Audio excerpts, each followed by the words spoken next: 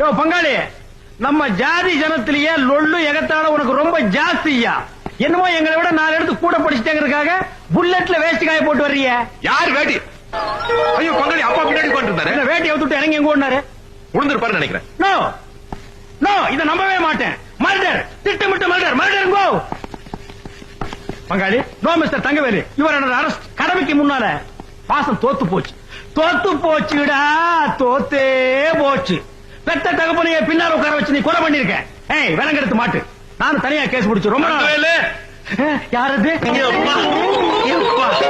காது கேட்கல. வேட்டி இல்லாம ஒரு ஆம்பளை வந்து நிக்கிறாரு.